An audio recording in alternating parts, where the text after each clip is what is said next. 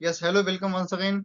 And today we will discuss about some topics and algorithm inside the graph data structure, which is named as breadth and depth first search, यानी कि BFS और DFS। ठीक है, तो आज हम जानेंगे हम किसी ग्राफ में किस तरह डेटा को हम ट्रेवर्स करते हैं या फिर उस तक पहुंचते हैं या उसको कोई प्रश्न लगाते हैं। तो देखते हैं आगे।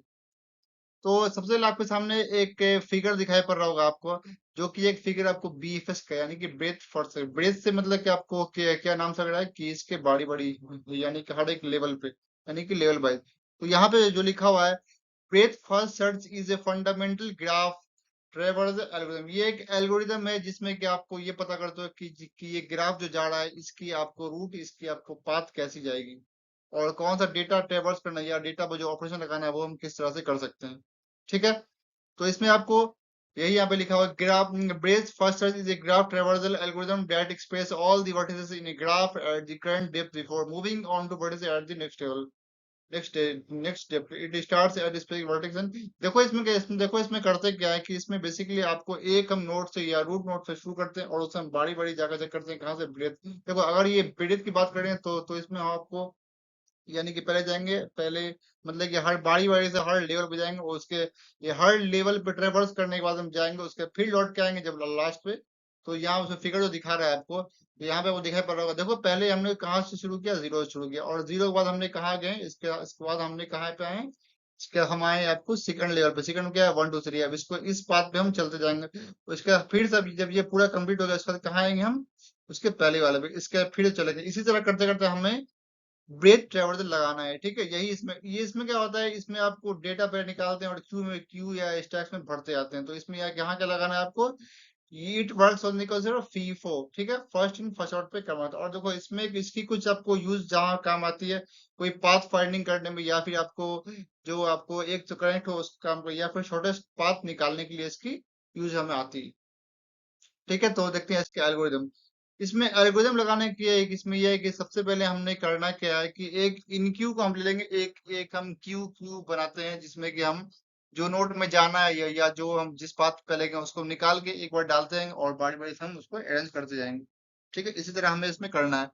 तो उसके बाद क्या करना है, अगर क्यू खाली नहीं होगा तो हम डी क्यू मतलब कि एक नोड निकालेंगे क्यू से और उसके बाद डाल देंगे उसको हम वहां जाकर चेक कर लेंगे, उसके वैल्यू कर देंगे प्रिंट।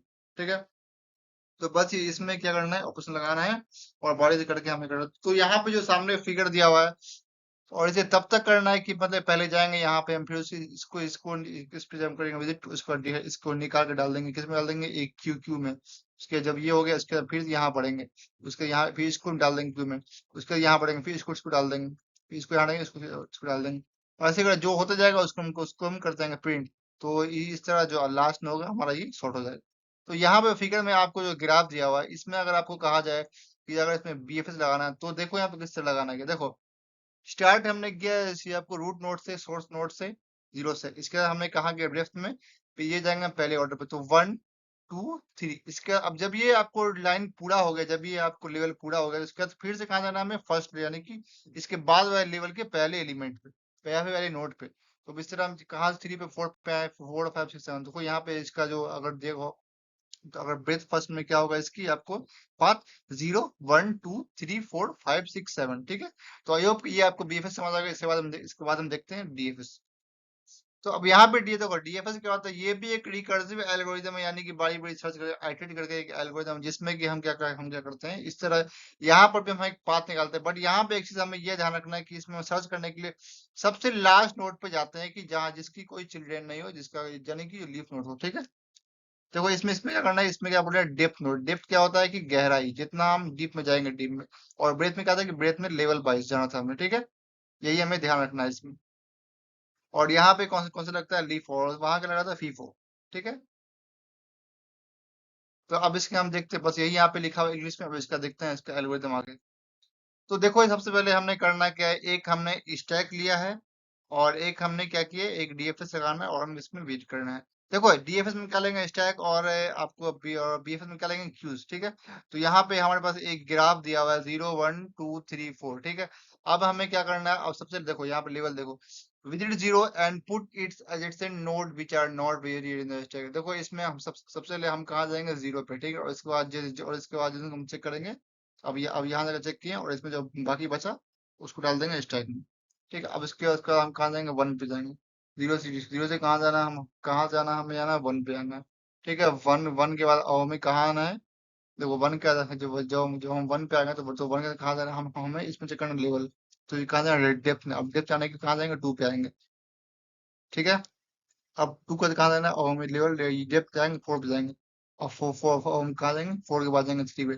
तो इसकी एक जो लेवल होगी आपको रिकर्सिव लेवल, तो इसमें क्या होगा आपको, जीरो, देखो zero, one, two, four, three, इस तरह इसकी आपको एक ऑर्डर में ये बन बन जाएगा, ठीक है। तो आई होप कि आपको ये डीएफएस भी समझ आ गया हो। इसमें इसमें डेप्थ यानी कि जो डेप्थ से नीचे आप आते हैं वहां पर हम जाकर चेक करते हैं, डेप्थ तक हम पहले खोज करते हैं, इसके बाद हमें ये क्वेश्चन लाके हम काम करते हैं, ठीक है। आई होप ये समझ आ गया हो। तो अब इसे देखते हैं आगे।